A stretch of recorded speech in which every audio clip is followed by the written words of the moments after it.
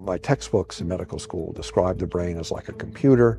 It's like the hardware, and the mind was like the software. But I had patients who were missing major parts of their brains, who were perfectly normal people. It's as if you have a laptop and it works perfectly, and then you open it up and you find out that your hard drive is like 2/3 missing. Then how does my laptop work? It's a perplexing question. Dr. Michael Egnor is a professor of neurosurgery at Stony Brook University and author of The Immortal Mind. I began seeing in my career patients that didn't fit the materialist picture. So where do our thoughts come from? What exactly is controlled by the neurons and processes in our brain, and what is not? And what do near-death experiences tell us? She said, I watched the whole surgery. She described the music they were playing in the operating room while she was brain dead. The existence of the human soul is completely consistent with the best modern neuroscience. This is American Thought Leaders, and I'm Yanya Kellick. Michael Egnor, such a pleasure to have you on American Thought Leaders. It's a pleasure to be here. Thank you.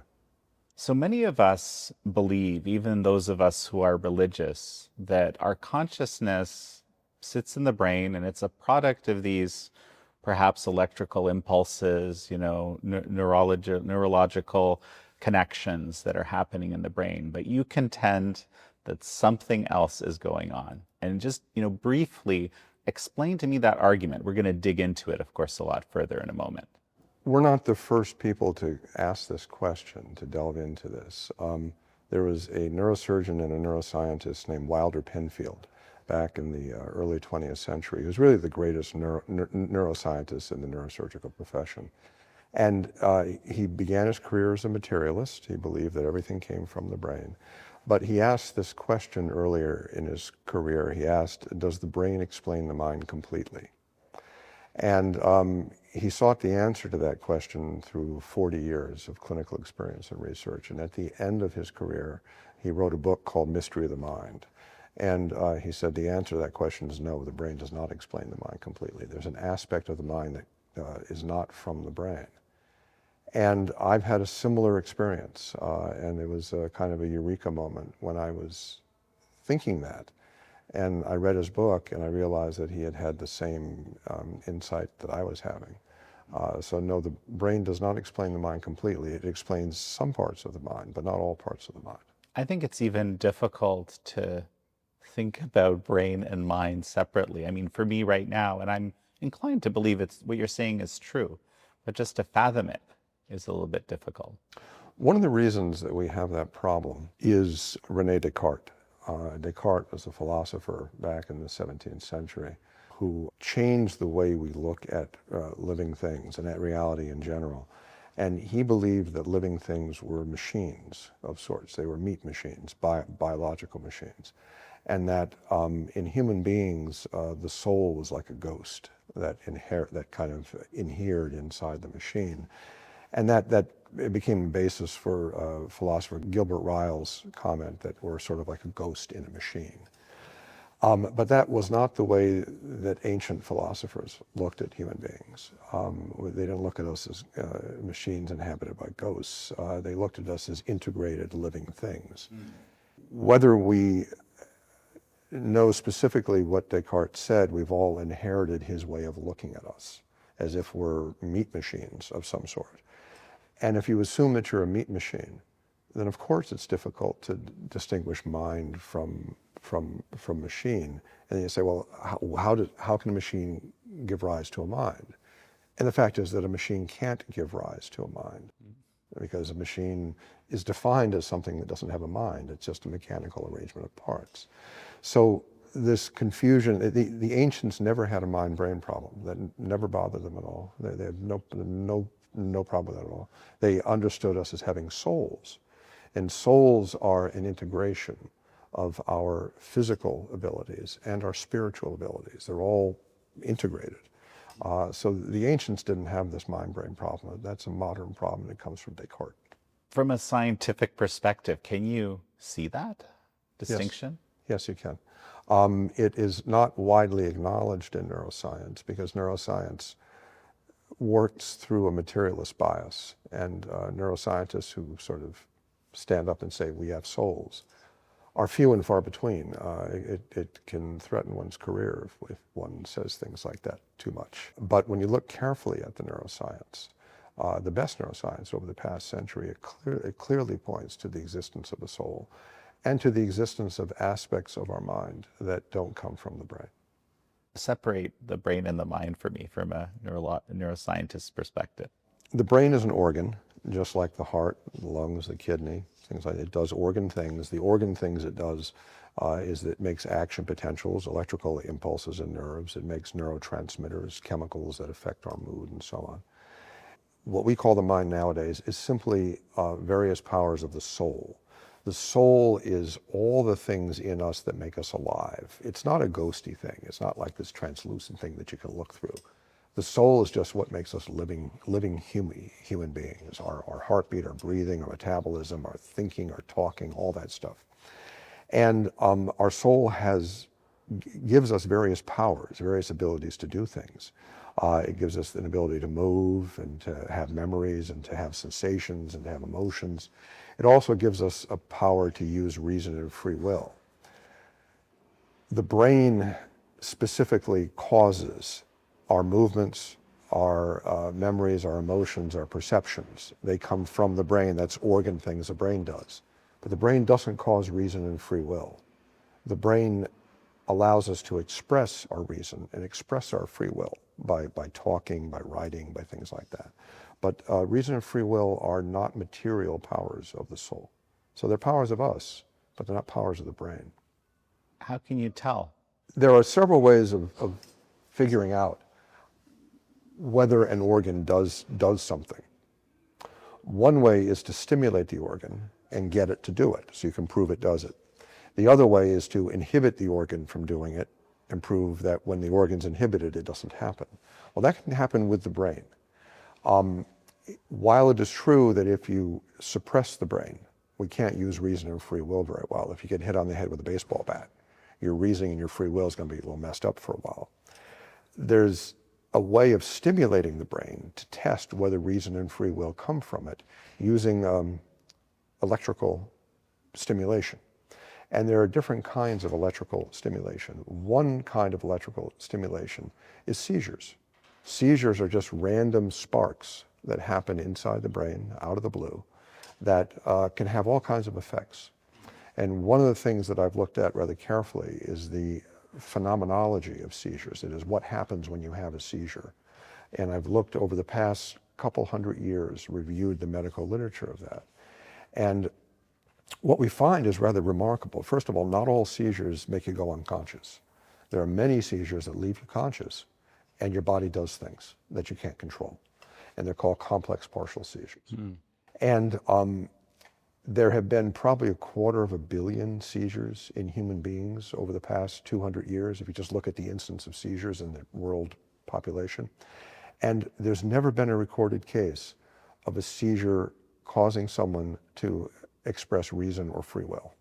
That is, there are no mathematics seizures, there's no logic seizures, there's no moral seizures.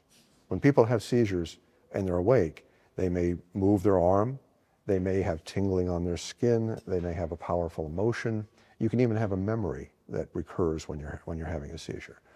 But you never do mathematics when you're having a seizure. You never do logic. You never think of the Ten Commandments when you're having a seizure. And that's odd, because a lot of our mental content, a lot of the stuff we do every day in our thinking involves reason and free will, but it never ever shows up when a seizure focus sparks brain activity, which is interesting. And Wilder Penfield, this neurosurgeon I spoke of earlier, noticed that about a century ago. And the question he asked, which is, I kind of paraphrase, he says, why are there no intellectual seizures? Why don't people ever have mathematics seizures? And they never do. The answer to that is, I think, that reason and free will don't come from the brain. So a spark in the brain doesn't make it happen. That's one way of looking at whether reason and free will come from the brain. Another way is for a doctor to actually stimulate the brain directly, kind of like a seizure would do, only in a controlled circumstance. And that has been done many times. It's done with a kind of an operation called awake brain mapping. And awake brain mapping is a way of doing brain surgery when the patient is still awake. We give local anesthesia, so there's no pain. The brain itself doesn't feel any pain. And we stimulate the surface of the brain with an electrical probe. And we ask the patient what's happening. Are they thinking of things as we stimulate the brain? Does it make a muscle move? Does it make them have tingling? Things like that. And when you do that, and there have been I estimated about 400,000 awake brain mapping operations done over the past century. And each operation entails hundreds of different stimulations, and I've done the surgery. When you do that, you can elicit from the brain, by stimulating it, movement, perception, memory, and emotion. But you can never elicit reason or free will. No matter where you stimulate the brain, you can't make a person say 1 + 1 is 2. Or say, if A then B, A therefore B, modus ponens. Or say, I believe that it's nice to be kind, which is a moral viewpoint. So that goes right along with what is found in seizures, that you can stimulate the brain any which way, and reason and free will never come out of the brain. So it's perfectly reasonable to infer that reason and free will don't naturally come from the brain, because you can't make the brain do it. Hey, if you enjoyed this clip, I've interviewed over 1,000 thought leaders, people who are mavericks in their fields. These interviews all live here in the link below. We have an incredible deal going on today. Check it out. You mentioned that you've actually performed surgery of this nature to do the stimulation of the brain. Tell me a little bit about your background and how you got into wondering about these questions, from the beginning. As a young person, I was a materialist and an atheist. I was raised in a rather secular environment. I was never hostile to religion. I just didn't think it was true, and I kind of worshipped science. I still love science. I don't worship it, but I still love it. And so I went to medical school. I wanted to be a doctor, and in medical school I fell in love with neuroscience, and I was fascinated by the relationship between the brain and the mind. Like, how did that work? So I became a neurosurgeon, in part because I wanted to understand more about that. And so I began seeing in my career patients that didn't fit the materialist picture. All my textbooks in medical school described the brain as like a computer. It's like the hardware, and the mind was like the software, and that's how things worked. And we have detailed neuroanatomical studies of the structure of the frontal lobes and all these things. And but I had patients who were missing major parts of their brains, who were perfectly normal people. It's as if you have a laptop and it works perfectly, and then you open it up and you find out that your hard drive is like 2/3 missing. So then how does my laptop work? It's a perplexing question. And so I began looking more deeply into the neuroscience of the mind-brain relationship. And I came across this rather astonishing but quite verifiable result that reason and free will don't seem to come from the brain. And interestingly enough, that's what the classical philosophers thought. That was what Aristotle said 2,300 years ago. Explain to me those cases that you came across, or maybe others that exist. First of all, I don't by any means mean to imply that if you're missing a lot of your brain, you'll definitely do okay. Meaning there are lots of people who are very impaired because of brain damage and things like that. But there are lots of people who are very impaired whose brains structurally look pretty good, actually. So the correlation is kind of loose. And there are many, many people who have missing parts of the brain, who are really highly functioning people. What replaces the brain tissue inside the skull is spinal fluid, which is basically water. And there are cases reported in the medical literature of people just having a few millimeters of brain tissue around the inside of their skull, and the rest is just water. And they're mathematicians. They're very bright, highly functioning people. I have a patient, a young woman who, when she was born, imaging of her brain showed that she was missing about 2/3 of her brain, or at least there was water occupying 2/3 of the space that the brain was in. And when she was born, I told her family that I was maybe a little pessimistic about how she was going to do in life. But as time went on, she grew up normally. She was a perfectly normal kid. In fact, she was bright.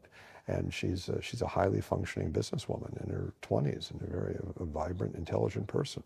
I have another young woman who was missing significant parts of her brain, who was referred to me because she was having headaches. And they did an MRI of her brain when she was 7 years old, and they found that she's missing major parts of her brain. So they send her to me. The headaches weren't from that. She was just having stress in school. She was a gifted child. She was having headaches because she was so bright and she was studying too much. She went on to, got a master's degree in English literature as a published musician, missing big parts of her brain. I have another little boy who's also missing about 2/3 of his brain, and was really, hope was lost for him when he was born. A lot of the doctors said, I don't even know if we should feed him because he's going to just be a vegetable, well, they did feed him, and he's a normal 20-year-old. He's perfectly normal, and he's missing quite a bit of his brain. And I have some patients who have a condition called hydranencephaly, which is a condition where they are missing all of their brain hemispheres and all of the cortex of their brain. So basically, the brain stops here in these people. All of this is just water up here. And it's because of strokes that happen inside the womb. It's a tragic thing. And they are very handicapped. These are not people who function normally. But they're still fully conscious. They're basically children with severe cerebral palsy, but they're completely conscious, and they smile. They're happy to be with their family. They recognize friends and strangers and things like that. And practically all the current theories of how consciousness works, integrated information theory, global workspace theory, higher order theories, all these theories, they all involve some kind of computational processing in the cortex, and that's what makes us conscious. These people don't have a cortex. They don't have brain hemispheres. They got nothing, and they're fully conscious. So neuroscience is just fundamentally wrong in a lot of ways, and I think it's because of the materialist bias in neuroscience. We can't get away from this machine analogy, and we're not machines. And we don't work like machines work. And there's overwhelming evidence in neuroscience for the existence of a soul. And I think we really need to rethink how our minds work and how our souls work and how it relates to us as human beings. There's overwhelming evidence in neuroscience of the evidence of the soul. So I think you've given me some of it already today, but overwhelming. Why overwhelming? There are about 20,000 people in the United States right now walking around with implanted deep brain stimulators. And deep brain stimulators are put in by neurosurgeons for people who have problems like Parkinson's disease or essential tremors, where they have severe tremors, or people who have depression. And you can put electrodes deep into the brain and a stimulator implanted under the skin that stimulates the brain, usually at a frequency of about 60 hertz, 60 times a second, although sometimes it's even more frequent. And that can help brain function. That can make the brain work better. So people with Parkinson's disease sometimes are helped by that. So we get 20,000 people with these brain stimulators implanted. There's not a single report in the medical literature that I'm aware of that kind of stimulator ever evoking reason or free will. There's been a lot of research done on patients with split brain surgery. There's also been some observational studies of people who are born as conjoined twins who are conjoined at the brain. And the same phenomenon is evident in those studies. That is, that reason and free will are not material powers of the brain. Before we go there, I've been kind of trying to understand how people are responding to your arguments, people who are experts in the field. We have Stephen Novella, the Yale neurologist. He describes your position as a gods of the gaps argument. What is the gods of the gaps argument, and how do you respond? The gods of the gaps argument are arguments that are used usually by materialists or atheists who can't explain things. That is, that there will be aspects of the natural world, human biology or physics, that can't be explained using materialist ideas. So they say, well, if people who don't accept materialism or don't accept atheism offer an explanation, that all we're saying is, well, God did it. And that's not at all what we're saying. So a God of the gaps argument is just a materialist way of kind of deflecting criticism of their inadequate science. There are many gaps in our understanding of the natural world, in our understanding of the human brain, the human mind, the human soul, our understanding of the universe. There's lots of gaps. In fact, most of it's a gap. The amount that we really understand is very small compared to what's out there, even though we do understand a lot. But there's a lot to understand that we don't get. So there are a lot of gaps out there. And we all try, all people who are interested in science, try to explain what happens in those gaps. Atheists try to explain it with what I call atheism of the gaps, meaning they have their own explanations. And what it usually is what has been referred to as promissory materialism. And promissory materialism is a tactic used by atheists and used by materialists, where they'll say, we can't explain that yet, but give us 10 years. We promise. We'll figure it out. Don't you worry your little head. We'll figure it out. And so materialists do a lot of promising. They'll say, well, we can't explain why it is that reason and free will can never be stimulated by stimulating the brain, but give us some time and don't you worry about it. So the God of the gaps argument is just a way that atheists and materialists have of deflecting the inadequacies of their theories. So what are the implications of this? We agree that, moral thinking, that free will, that logic, math, things like that don't come from the brain. What are the implications for these types of technologies, for example, like Neuralink with Elon Musk, that are starting to be implemented in your mind? Well, a couple of things. It's important to recognize up front that while reason and free will don't come from the brain, that many things do come from the brain. And you could say that there are 6 things that definitely come from the brain, no question about it. The first is what's called homeostasis, which just means all your physiological regulation, control of your heart rate, your breathing. If your brain doesn't work right, you have trouble breathing. So that's real. The second thing that comes from the brain is arousal, meaning that if your brain is working right, you're awake and alert and you pay attention. If your brain isn't working right, you're drowsy or you're comatose and so on. So your brain makes you awake. And then the 4 things that were found in seizures and brain stimulation, that is movement, perception, memory, and emotion. Those all come from the brain. Reason and free will don't. But in everyday life, we tend to integrate them. They tend to happen kind of alongside one another.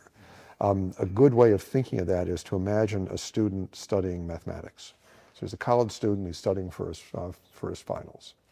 Well, he's using all of those powers, material and immaterial, to study for his finals. He's using homeostasis, like his breathing and his heartbeat, to keep him alive, so you can study. He's using arousal to stay awake, so he doesn't fall asleep when he's studying. He's using the motor function that comes from his brain to turn the pages of his textbook, to write the equations down. He's using sensory function to see the equations. He's using memory, obviously, to try to remember them. And he's using emotion because he has to be in the right state of mind to want to study. He doesn't want to be bored. He wants to be excited about what he's doing. But he's also using reason and free will at the same time as those things. And reason and free will isn't from the brain. Reason is understanding what the equations really mean. So you can memorize them, which is like cramming, where you just get a mental picture of what the numbers look like on paper. Or you can understand what they mean, which isn't memory, it's learning, it's knowledge, which is a different thing. And they got free will, meaning the student is freely choosing to do this studying. So you can see that the material and the immaterial powers of the soul, of the mind, intertwine and they work together. So with Elon Musk and Neuralink and things like that, there's no way that an electrical device or any device implanted in the brain can stimulate reason or free will, because they don't come from the brain. However, an electrical device in the brain can, for example, overcome depression so that people then are motivated to learn and can use their reason and free will. An electrical device may at some point help you overcome paralysis, so you can write down equations better and learn them better. But nothing that will be implanted in the brain will ever cause reason and free will to be evoked. You're telling me that motivation doesn't come from free will, I think. They're related to one another, but they're not the same thing. There are two different kinds of appetites. There are what Aristotle called sensitive appetites, and there are rational appetites. Sensitive appetites are like if I see a piece of cake, I say, man, I'd like to eat that piece of cake. That's a sensitive appetite. You know, I'm hungry, I want to eat the thing. My dog sees a piece of bacon. He has a sensitive appetite. He wants that bacon no matter what. But there's rational appetites. A rational appetite might be, I want to stick to my diet. I don't want to exceed 2,000 calories today, so I'm not going to eat that cake. Well, that's a rational appetite. So human life, in some sense, is a continuous struggle between sensitive appetites and rational appetites. We want things that we shouldn't have, or we don't want things that we should want, that we should have. And it's a struggle. So in a way, you're saying that's basically the struggle between the mind and the brain. In that sense, yes. Fascinating. In that sense, yes. And that particular phenomenon was described in some detail by Benjamin Libet, who was a neuroscientist in the mid-20th century. Fascinating man. His obsession in science was with what he called mind time. He was very interested in what's happening inside the brain at the moment you have a thought. Like, we do brain waves, and brain waves, you can kind of correlate them in very rough ways to thought.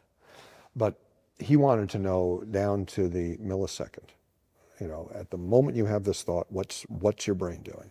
So he did some very ingenious experiments to look at that. And he found in his most famous experiments, and in the neuroscience community, these Libet experiments are very famous, that when you have a desire to do something, there is a brainwave that happens about half a second before you are consciously aware of the desire to do it. Like, let's say that I have a desire to have a piece of cake.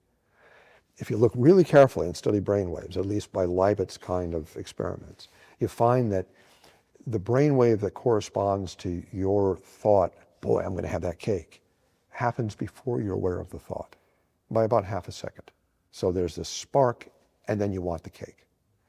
And the initial interpretation of that was that we don't have free will, that everything we do is driven by the brain. We're just sort of these robots that get these sparks that we can't control. But Libet was a very clever researcher, a very good scientist. So he, in his experiments, would ask his subjects in the experimental setup to occasionally veto the thought. That is, to think you were going to do something and then say, no, I'm not going to do it. I'm not going to do it. And what he found was that the veto didn't have a change in brain waves. So he said, the veto doesn't seem to be the brain. So he was a dualist. He was a property dualist. And he said that we have free will. But he said, it's more like it's free won't. He says that what happens is that the term he used is that the brain presents us with a sea of velleities, which I guess means a sea of temptations, constant, like waves, just constantly coming up, and they're pre-conscious. They move us, but we're not completely consciously aware of it. We just feel that we have to do something. He said, but we retain the free choice to accept it or deny it, and that's where free will comes in, and it's kind of like free won't. Mm-hmm. So his term free won't has become very famous in neuroscience. Making me think a lot about basically how we end up, conceiving ourselves and our lives. I haven't given this a ton of thought, what you're telling me right now. Ironically, perhaps. Well, we don't tend to do it because we're living in it. It's like a fish in water. The fish probably doesn't think about the water. There's also these observational studies of twins conjoined at the head, which have yielded some very interesting results that are pertinent. Can you share a little bit about that? To the best of my knowledge, the studies of twins who are conjoined at the head and share brain activity hasn't been as systematic as one would like, but there's a lot that's known about them. They're quite rare, and the ones that are probably the best known are Tatiana and Krista Hogan, who are twin girls who live in British Columbia. And they were born joined at the skull. And they have what's called a thalamic bridge, which is a bridge of brain tissue that connects the deepest parts of their brains. So their brains connect. And they can do some remarkable things. They can see, at least partially, through each other's eyes. They can feel, to some extent, each other's skin. There's a video, actually, of their mother sitting with them on a couch. And the girls close their eyes, and the mother will touch one girl's hand, and both girls will say, you're touching the hand. One girl will say, you're touching my hand. The other girl says, you're touching my sister's hand. They share some motor control over each other's limbs. They can share emotions, and they seem to share memories to some extent. But as far as we know, they don't share reason and free will. First of all, they have different personalities. They get into fights. They have different opinions on things. They both have to go to school, meaning they both have to study. It's not like one girl can sit there learning her times tables and the other girl who's attached can just watch TV, but she knows the times tables too. So again, we see this dichotomy between reason and free will and all the things that the brain does. And they show that even if you have connected brains, your reason and free will is separate because they have separate souls. They have brains that are connected, but they're separate human beings, they're separate persons, and they have separate souls. And you don't share reason and free will between people. So going back to something you said earlier, that reason and free will are immaterial aspects or parts of the person, powers of the person, immaterial. What does that even mean? Immaterial means that the source of these powers is not a physical thing, it's not a physical object. Immaterial is actually a fairly simple concept. For example, numbers are immaterial. That is, that the number 12 is an immaterial thing. That is, you can't say, well, the number 12 is located today in Cincinnati and it weighs 5 pounds. I mean, it doesn't make any sense. So there are many, many, many things that we think about, many things that are quite real. They're called universals in philosophy, that are very real but are not matter. And reason and free will are abilities we have whose source is our soul, but not our brains. The other problem that we face a lot in neuroscience, it's a very serious problem in neuroscience, is what's called the Mariological fallacy. And the Mariological fallacy, there are two wonderful scientists and philosophers who have written a lot on this, Maxwell Bennett and PMS Hacker. Bennett is a neuroscientist from Australia and Hacker is a philosopher from Oxford. The Mariological fallacy is the fallacy of attributing to a part something that can only be attributed to a whole. An obvious example would be to say that my feet are walking. Well, you can say that metaphorically, but I'm walking using my feet. Or my eyes see. My eyes don't see. I see, using my eyes. So we have to be very careful when we say the brain understands, or the brain has this emotion, or the brain does this or does that. The brain does do things, without question. Well, or a brain is thinking. I think that's what a lot of people would say, right? Yeah, and a brain can't think. How can a brain think? A brain's a lump of meat, can't think. Some people say the brain sees. You know, the brain sees this or that, and I say, hey, it's dark inside there and it doesn't have a flashlight. It can't see anything. The brain doesn't think. People think, using their brains. I mean, that's fine. But the brain doesn't think. And one could say, well, it's just a metaphor, you know, and sometimes, you know, metaphors can can be fine, that there's no problem with using metaphors. But if you're a scientist, you have to be very careful about metaphors, because if you think the brain can think, then you start looking inside the brain for that little thinking area. And then your research project is just based on a fallacy. Wittgenstein, who was a 20th century philosopher, spoke a lot about this, that you have to be very careful of your language and very careful of the way you express things, or you lead yourself into all kinds of nonsensical conundrums. And neuroscience is full of this stuff. For example, there's a problem in neuroscience called the binding problem. And the binding problem is we experience things as a unified whole. That is, that I experience talking with you as a kind of a unified thing. I'm talking with you. But in reality, according to the binding problem, it is a whole array of different things. It's my sensation of sitting here, my hearing your voice, my seeing you, my thinking about you. And how is that all bound together in the brain as a single experience? And it's called the binding problem. And Bennett and Hacker say that the binding problem is just a good example of nonsense. That is, that you don't bind ideas. Binding is what you do to physical things. Binding is what you do. I'll bind up some packages, but ideas aren't packages, so you don't have to bind them. So we have to be very careful of our language. This is all a product of trying to fit everything that's going on into a materialist approach, basically, right? Am I hearing that right? Precisely. Yeah. And even more rigorously, yes. And materialism is a box, and it's a relatively small box. And you have to try to cram all of reality into it if you're a materialist and reality doesn't fit.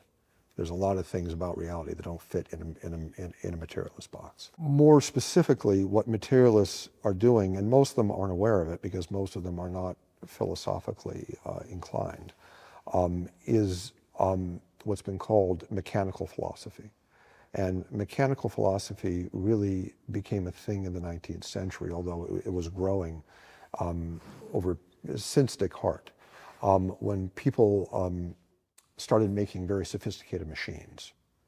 During the Industrial Revolution, we got really good, all these steam engine and the printing press, all that stuff. People began starting to think of human beings as machines, or as nature as a machine. Mm-hmm. And by the 19th century, that was kind of implicit in the way people thought about things. I think it still is implicit. Oh yeah, absolutely. How people think. Mechanical philosophy is everywhere. Yeah. And but we aren't machines. Nature's not a machine. You can make analogies. You can say, well, in some ways we're kind of like machines. That's fine. But we're not machines. Aristotle pointed out the profound difference between a machine and a natural thing, and he called them the difference between an artifact and a substance. A substance is a naturally existing thing. We each are a substance. A human being is one substance. A machine is an artifact. It's cobbled together. What you do is you take pieces of natural things, you stick them together, and you get them to do something that they don't naturally do.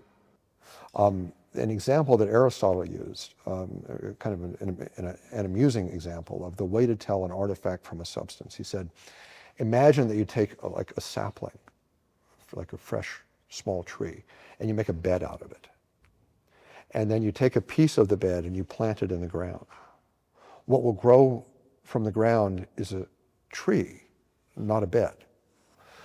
Machines are very important and they're beautiful, fascinating things, but we can only connect them to people, we can only connect them conceptually to people or to the universe by analogy. But we're not machines, and the universe is not a machine. I think a lot of people would say that, well, maybe there's two different ways to think about this, right? One would they say, well, we are actually, in fact, cobbled together, perhaps through something like evolutionary forces or so forth. So that would be maybe one way of looking at it. Another way would be,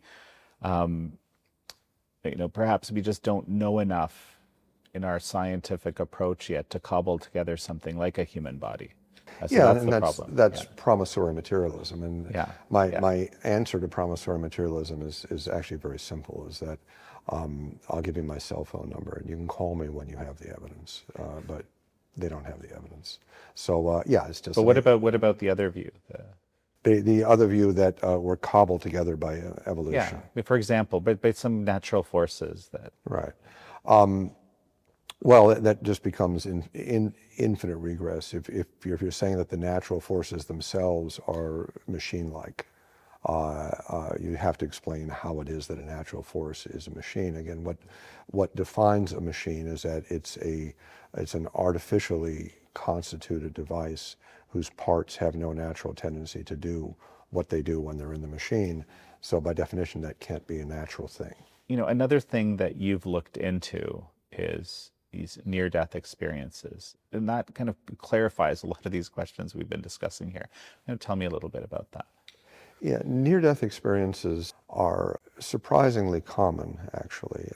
It's been estimated that about 20 million Americans now living either have had a near-death experience or will have a near-death experience at some point in their lifetime. Carol Zaleski is a literary scholar who wrote a wonderful book called Otherworld Journeys, in which she recounts near-death experiences and out-of-body experiences throughout history in various cultures. And I mean, in the Middle Ages, it was actually very common.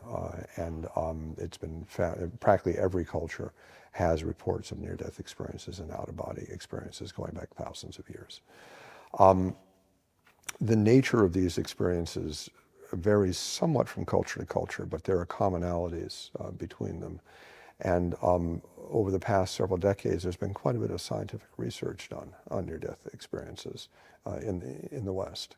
I believe that there is a core of reality to at least to many of them, and I think they're the proper subject of scientific study, or the proper object of scientific study. What do they tell us in your mind? The fact that that these things exist, because again, you know, the explanation that I've heard is, you know, these are just, as you know, blood flow is being cut off to the brain, there's some, you know, particular electrical patterns happening, and as a result, someone has a fantastical experience, and that's it. That's what we're talking about. I think a good way to discuss this is to begin with what is in some ways the paradigmatic near-death experience in modern times. That was of Pam Reynolds.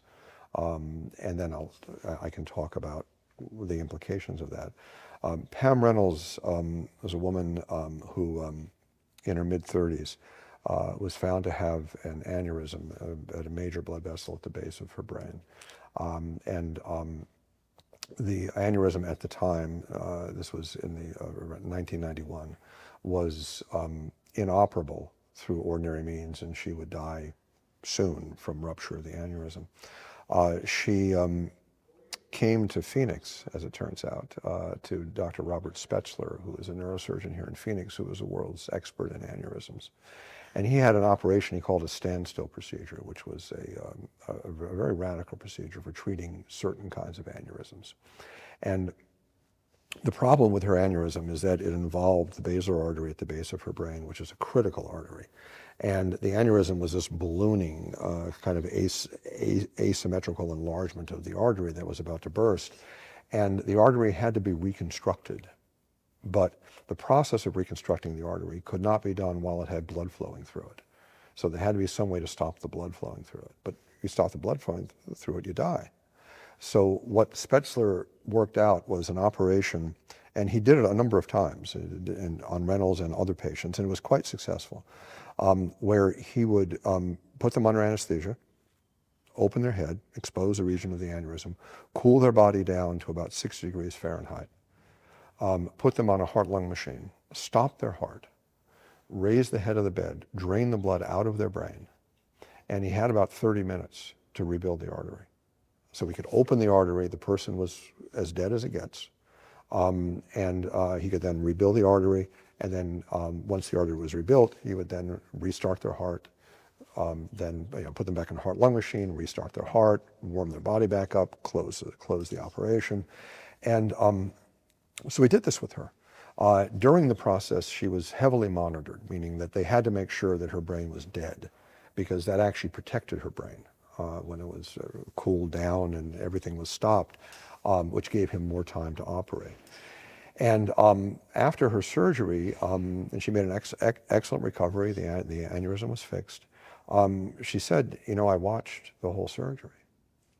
So he said, you couldn't have watched the whole surgery. You were brain dead. You were under surgical drapes. No. So she then told him all about the surgery, the details she saw. She said that what happened was when her heart stopped, she was a musician. She said she heard a natural D, was the way she described it. It was like a hum. And then all of a sudden she felt that she popped out of her body. And she could see her body, and she could see the room. And she said she went up to the ceiling and she could see everyone there. She could see Spetzler, she could see the instrument, she could see herself, all the other people there. And then she hovered over his shoulder and watched him operate on her.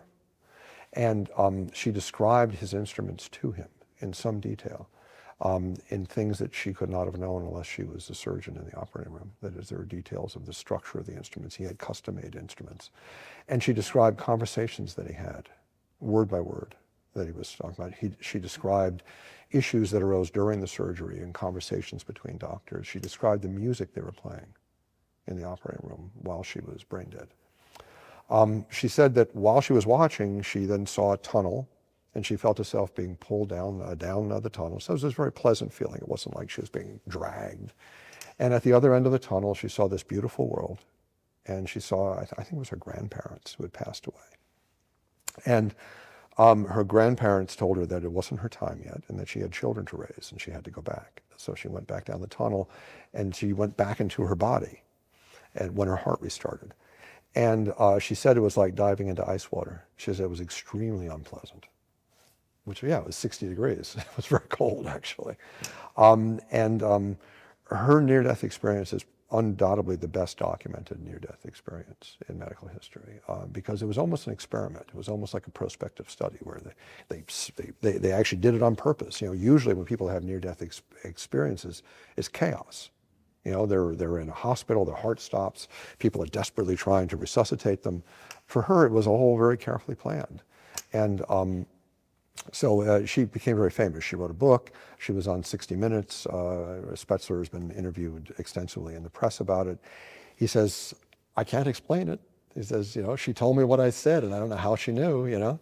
For people who deny the reality of near-death experiences, usually materialists who say it's just brain chemistry, it's, you know, some hallucination or something, I have what I call the Pam Reynolds challenge, meaning that it may be that some near-death experiences are hallucinatory experiences or seizures or some kind of thing, but there are 4 characteristics of many near-death experiences that have to be explained. And the first characteristic is that the experiences are very often very clear, very coherent, very detailed. People often have a detailed life review during it. And brain death doesn't make you better. It doesn't make you clear and coherent. I mean, I've seen thousands of people who had serious brain problems. It doesn't make you think more clearly. But near-death experiences are remarkably clear. The second characteristic of near-death experiences that warrant an explanation is the out-of-body experience. That there are at least hundreds, if not thousands, of people reported in the medical literature who observe things during a near-death experience that they could not have observed in the body. You know, they're on a table, people are pumping away on their chest, and they'll see name tags of people on the other side of the room. There are people in near-death experiences who see things in distant cities that can be confirmed. There's a lot of that. So there are out-of-body experiences that are called veridical, meaning that they correspond to confirmed testing. The third characteristic of near-death experiences, which I think is absolutely fascinating, is that as far as I know, in all of the literature of near-death experiences in the scientific literature, there's never been a report of somebody who's gone down the proverbial tunnel and seen a living person at the other end of the tunnel. The people you encounter on the other side are always dead people. And if these were hallucinations or wishful thinking, at least once in a while you would once in a while you'd run into your husband or wife who's still living, just for, you know, because it's not, you're looking for someone to comfort you. And there are well over a dozen reports in the medical literature of people encountering dead people on the other side of the tunnel that they didn't know were dead. Either they had died like a couple days before the near-death experience and they hadn't been told of their relative's death. There are situations, several, of people in car accidents where multiple people were injured in the car accident and they're sent to different hospitals. And one person will have a near-death experience at a hospital and see another person who was in the car who died at another hospital, and they had no way of knowing that they had died, but they don't see the people who lived. And the fourth characteristic of near-death experiences is that they are often transformative. People are different people afterwards. They lose their fear of death. They're very different people. So any materialist explanation, and the materialist explanations, there are dozens of all kinds of stories that materialists make up. Well, it is enkephalins, or like a brain chemical, or it's endorphins, another brain chemical, or it's a seizure, or it's a hallucination, or it's wishful thinking, or whatever. You have to explain all four of those things. And there's no materialist explanation that can account for all four.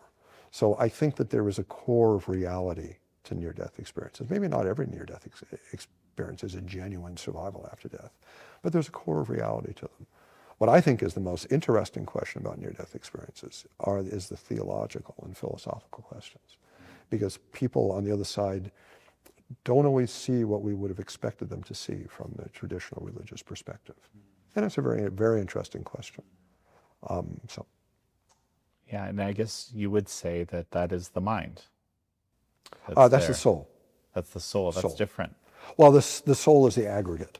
The soul is sort of you. It's kind of everything put together. The mind is several powers of. Okay, maybe I misunderstood, because the brain obviously is not present at this point. The brain is part of that aggregate. Yeah, that's a very interesting question. A very interesting question, and I think it's a very perceptive question that's been asked, and that is, how do you see things without eyes? Your eyes are dead too when it happens. And then how do you see? Or how do you remember? You know, memory does seem to be a brain function. Well, how do you remember what happened in the near-death experience if your brain is not working?